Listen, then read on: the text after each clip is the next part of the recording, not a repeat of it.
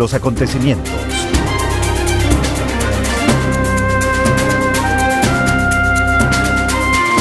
Lo profundizamos en una entrevista en vivo. Y estamos a esta hora con el investigador social y antropólogo Eloy Alfaro. Él es catedrático de la Universidad de Cuenca. Eloy, muy buenas noches. Gracias por acompañarnos. Pues sería importante arrancar este diálogo con las lecturas que usted pueda otorgarnos, brindarnos, facilitarnos respecto de lo que está aconteciendo al interior de la Asamblea Nacional. Al parecer, la presidenta de la Asamblea, Guadalupe Llori, ya no va a lograr salvarse. Ella prácticamente ha estado agarrándose con las uñas del cargo, presentando una serie de acciones y también buscando los mecanismos y los medios para impedir ser destituida. ¿Qué nos puede comentar usted al respecto sobre la coyuntura política en la Asamblea Nacional? Bienvenido. Buenas noches, no sé si se me escucha bien, estoy desde el aeropuerto en este momento. Le estamos escuchando, sí, bienvenido. Ya, perfecto. Bueno, entonces, gracias por la invitación. Lo que puedo decir es que lo que nos demuestra la Asamblea Nacional en este momento es en realidad un desgaste de la política en general, ¿no? Un desgaste de la política partidaria, sobre todo de la política del Estado como garante, del Estado como aquella entidad que resuelve los problemas y da satisfacción a las demandas de las sociedades. El Estado en este momento está en una crisis total. Me refiero a todas las instancias del Estado, ¿no? Es la Asamblea Nacional, la Corte de Justicia, está también el mismo gobierno, ¿no es cierto? Partamos del hecho de que este gobierno apenas ganó con el 35% de votación. Es decir, que el 65% de la población no votamos por él, no le queríamos como presidente. Entonces, esa legitimidad es muy reducida y esa misma legitimidad se expresa en las distintas bancadas de la Asamblea, ¿no es cierto? Parcialidades, nadie tiene mayoría, etcétera. Entonces, las legitimidades en este caso, tanto de la Asamblea Nacional como del Estado en su conjunto, son muy débiles, por lo que, en este caso, el Estado central ha tenido que negociar, hacer todas las triquiñuelas posibles que dejen en entredicho la calidad moral del mismo gobierno, ¿no es cierto? Al punto de negociar cargos, de negociar cosas que van incluso en busca de lograr leyes que son atentatorias a los derechos, como esa ley que se intentó poner en la que los trabajadores tienen que pagarle al dueño de la empresa, al gerente, ¿no es cierto?, por renunciar. Ese tipo de cosas, ese tipo de aberraciones en contra de los derechos que ya están establecidos, no se puede negociar. Y el gobierno ha llevado a la Asamblea a jugar a su nivel, es decir, a un nivel de tratar de negociar, a nivel de tratar de todo arreglarlo bajo la mesa, porque perdió legitimidad. La poca legitimidad que tuvo es 35%, no sé cuánta legitimidad de ese 35% le quede ahora. Entonces, en ese sentido, yo digo que el Estado se ha convertido, no le ha quedado de otra que convertirse en un Estado, en un narcoestado. ¿Y cómo se justifica eso? ¿Cómo se sostiene eso? Por varias razones, ¿no? Es decir, uno mira la Corte, lo que pasa en la impunidad, ¿sí? El Ecuador es un país donde el 90% de casos de penales terminan en impunidad. Es decir, de cada 100, 90 están impunes, criminales, ladrones de todo tipo, violadores, etcétera, están impunes, el 90%. Eso significa que el Estado ha fallado en responder las demandas de la ciudadanía. El 10% que está ahí son casos que están judicializados, que son largos, que son caros, que son tardíos, y que no sé, y que finalmente el criminal sale al poco tiempo.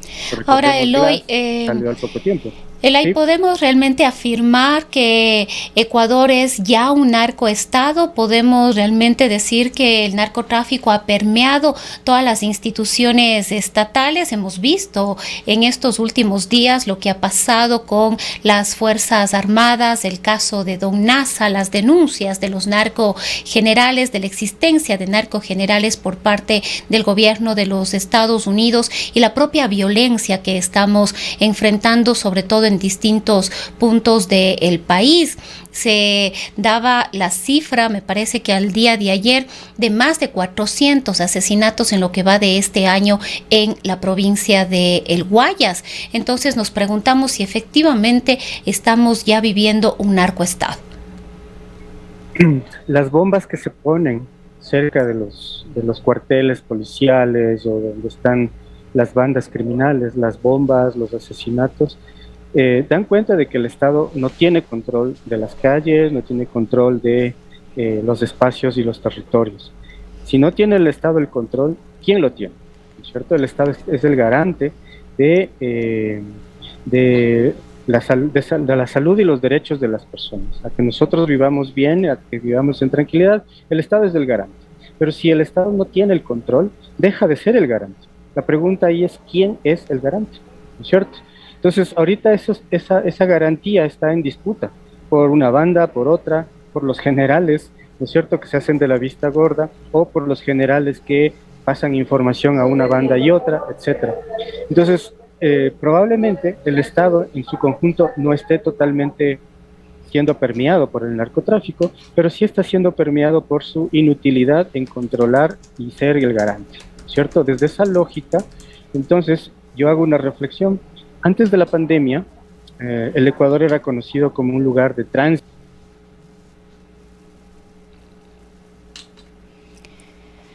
Al parecer acabamos de tener un corte en la comunicación con el catedrático Eloy Alfaro. Él se encontraba en este momento en el aeropuerto de la ciudad. Estábamos teniendo el contacto desde este lugar. Vamos a intentar recuperar. No sé si tenemos la conexión con el catedrático. Efectivamente, tuvimos un corte y estábamos hablando, Eloy, precisamente de cuánto ha permeado el narcotráfico en las instituciones de el Estado, pero además nos preguntamos qué debe hacer.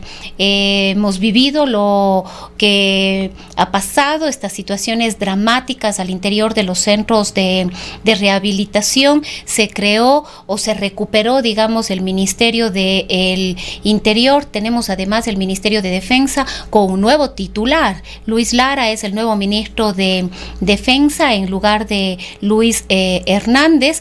Pero nos preguntamos un poco qué hacer. Usted fue parte de lo que conocemos de los diálogos de paz entre las organizaciones narcodelictivas en Colombia con el gobierno nacional, estos diálogos de paz, algunos de ellos que se desarrollaron en la capital de la República. ¿Cuáles podrían ser algunas de las recomendaciones? ¿Se creó un comité de paz o de pacificación para pacificar la situación al interior de las cárceles del país? Una de las integrantes acaba de renunciar, pero en definitiva no se ha logrado, como usted mismo manifiesta, recuperar el control ni de los centros de rehabilitación, tampoco de las calles de distintos puntos del país, y enfrentamos una situación cada vez más difícil. Sí, a ver, yo ahí tengo dos cosas que decir. Una, que es un indicador bien importante de la situación en la que estamos en el país ahora, de que cuando la ministra de Gobierno sale, ¿no es cierto?, al día siguiente hay un motín. Antes de que ocurriera esto, durante todo ese lapso, el gobierno habló de una negociación, de sentarse a hablar con los detenidos o en las cárceles, tratar de apaciguar.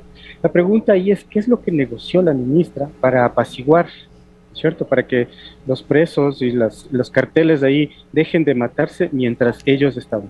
Al día siguiente que la ministra sale y se lleva los acuerdos, entendería yo, porque al día siguiente en todas las cárceles empiezan a matarse otra vez, ¿no es cierto? Entonces ese es como un indicador, pero yo digo, ¿es negociador? ¿Hay que negociar con alguien que usa una motosierra para cortar las cabezas a otras personas?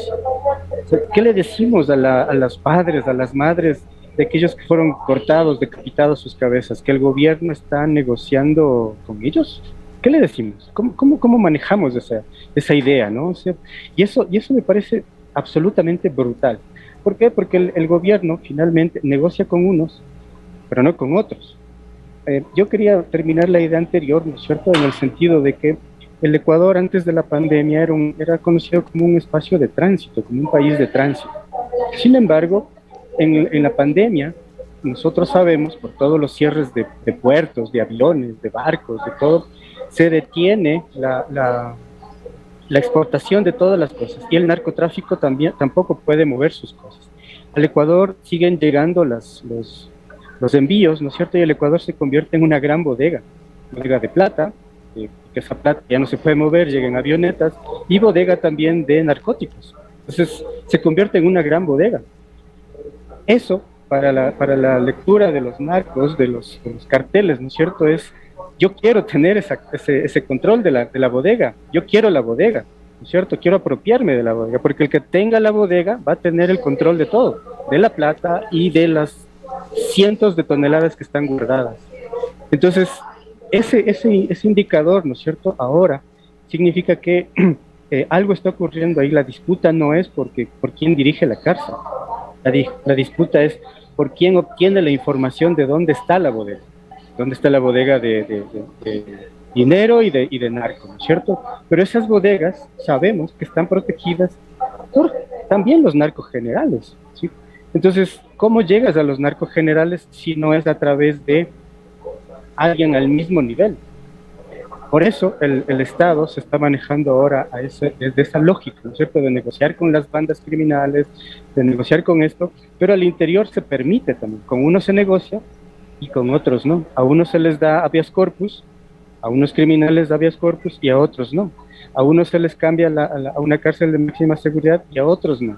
Esas negociaciones el gobierno debería decir: usted, ¿qué está negociando? ¿Qué está ofreciendo? ¿No es cierto? O sea, ¿con quién negocia? ¿Con el que mandó a cortar la cabeza? ¿Con el que puso un explosivo en el cuello de otro? ¿Con quiénes está negociando? ¿Sí? O sea, y negocia a ese nivel, como negocia el mismo ministerio del Ministerio de Gobierno, también negoció con el Congreso, con la Asamblea. ¿Sí? O sea, miremos eso, la dimensión del Estado es esa, ¿no es cierto? Negocia con el que pone la bomba en el cuello de una de las personas, pero también negocia con la Asamblea al mismo nivel, es el mismo gobierno, es el mismo Estado. Entonces, a eso me refiero cuando yo digo es un narcoestado, porque negocia a todos en la misma lógica, sin diferenciarlos, dándoles prebendas a todos, ¿no es cierto? A todos negociando. Entonces, es imposible pensar que la Asamblea Nacional ahora pueda recuperarse de esta crisis, porque el Estado ya negoció, ya hizo sus triquiñuelas por ahí, ¿no es cierto? Ya les compró, ahora tienen rabo de paja, etcétera. Entonces es imposible, es difícil que la Asamblea Nacional, en lo que le queda de tiempo, pueda recuperar su legitimidad, porque ni el Estado la tiene ni la va a tener. Ahora, en este proceso, por un lado está la Asamblea Nacional, que es el tema que hemos hablado, pero por otro lado está también el Ejecutivo. Usted se refirió ya a la actuación en su momento de la ministra Alexandra Vela. Ahora tenemos un nuevo ministro que aparentemente ha abierto las puertas al diálogo, pese a las declaraciones iniciales del primer mandatario de que gobernaría a espaldas del legislativo. Sin embargo, al parecer hay una convocatoria, unas puertas abiertas para el diálogo, para llegar a acuerdos. Pero en este contexto nos preguntamos siempre cuáles son los límites de los diálogos, cuáles son los límites de estos acuerdos. Usted mismo manifestó ya cómo se ha negociado quizás o presuntamente se ha negociado este otorgamiento de habeas corpus. Ahí entra otra instancia en este caso, que son las instituciones de la función judicial también. Entonces siempre nos preguntamos cuáles son los límites de sentarnos a conversar o a dialogar entre las funciones que deben ser independientes. A ver, los diálogos ocurren, ¿no? Y son necesarios. Yo siempre soy a favor de que se dialogue, pero que ese diálogo en realidad llegue a buscar respuestas concretas.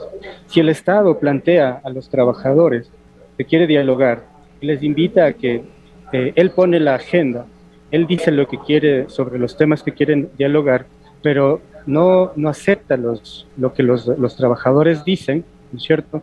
Eso no es diálogo. Si el Estado convoca a la Asamblea y le dice quiero que negocien esta ley, pero es una ley sin retroceso, sin decirlo, sin que puedan opinar, no es diálogo. Entonces, el gobierno entendió mal el mensaje del diálogo, porque además es un gobierno que entró con el 35% de aceptación. No le puede plantear al resto de la población que negocien al nivel, al mismo, de igual a igual, porque no tiene la legitimidad para eso, ¿sí? Entonces, el gobierno llegó con los ánimos muy subidos, con los aires muy subidos, creyendo que lo puede hacer todo, pero no lo está logrando y no lo va a lograr. Entonces, me parece que en este caso el Estado debe ceder, debe dejar esta prepotencia que tiene en cuanto a leyes como la laboral, como eh, incluso los temas financieros, ¿no es cierto? Porque además del mismo gobierno perdió legitimidad por un tema sencillo, es decir, la ley de propuestas tributarias. ¿Cómo puede el gobierno pedir que se regulen, normen, fiscalicen o controlen los impuestos cuando el gobierno no lo paga, cuando el presidente no paga? ¿Cierto? Eso le quita legitimidad. ¿Qué gobierno, qué asamblea va a darle legitimidad a eso? ¿No es cierto? Cuando el gobierno dice ufana, hemos disminuido el 4% del déficit fiscal, pero está parado el registro civil, está parado las licencias, está parado todo eso. Esa plata del 4% que se quitó, ¿no es cierto? Significó eliminar trabajadores, expulsar trabajadores, votar gente, que ahora se explica, está parado el Estado porque esos trabajadores salieron, ya no hay quien haga ese trabajo, ¿sí? Entonces ese déficit, que aparentemente era bueno, ¿no es cierto?, nos demuestra que ese déficit era necesario para mantener esta parte del Estado funcionando. Ahora, Eloy, en todo este contexto, ¿cuáles son los caminos? ¿Cuáles son las salidas? En su momento se llegó a hablar de la muerte cruzada. Al parecer, el primer mandatario descartó esta posibilidad. Ahora se habla de una consulta popular. Es la salida a los cambios en las autoridades de la Asamblea Nacional, es decir, hacia dónde debe apuntar. ¿Cuáles son las opciones o las oportunidades que tiene el país? Lamentablemente yo debo decir que no le encuentro opciones desde la legitimidad política, desde la legitimidad que permite la Constitución, las diversas leyes, ¿no es cierto? Yo no encuentro que haya una salida, con este gobierno al menos, no encuentro que haya una salida desde la legalidad. Puede plantearse consultas populares. Solo recordemos la consulta popular de Cuenca, ¿no es cierto? El 80% dijo que no quiere minería. Pero el gobierno hace poco vino y dijo, vamos a hacer la minería más linda, más responsable, el mismo discurso del anterior gobierno, ¿no es cierto? Es decir, el 80% dijeron que no, pero le vale. Entonces, lo que yo digo, ¿no es cierto?, es que dentro de la legalidad, dentro de la legitimidad, lamentablemente ya no hay opción. Si el gobierno va a negociar con el que corta las cabezas, con el que pone dinamita en los cráneos, difícilmente, ¿no es cierto?, podemos encontrar salida. Es decir, yo tristemente creo que la opción, que la salida no va a ser una salida social política, va a ser una salida de una explosión social como lo que vivimos en octubre del 2019. Lamentablemente, yo veo que hacia allá vamos. Un hecho, ¿no es cierto? El 90% de casos de impunidad, porque hay sicariato, porque la gente ya no cree en la justicia. Contrata a alguien por internet, le paga que haga justicia por su propia cuenta. Eso significa que ya no creemos en el Estado. Lo mismo ocurre en todos los niveles de la sociedad. Entonces, ¿no es cierto?, yo no le veo una salida política, social, dentro del Estado de Derecho, porque el mismo Estado está negociando con los que está cortando cabezas. ¿Cómo puede negociar con el trabajador que está pidiendo un derecho? No hay legitimidad, no existe. Y la salida, lamentablemente, no creo que sea una salida democrática. Bien, queremos agradecerle al antropólogo, también investigador social, catedrático universitario, Eloy Alfaro. Eloy, muchísimas gracias por habernos acompañado en esta noche. Gracias a ustedes. Gracias a ustedes. Son las 19.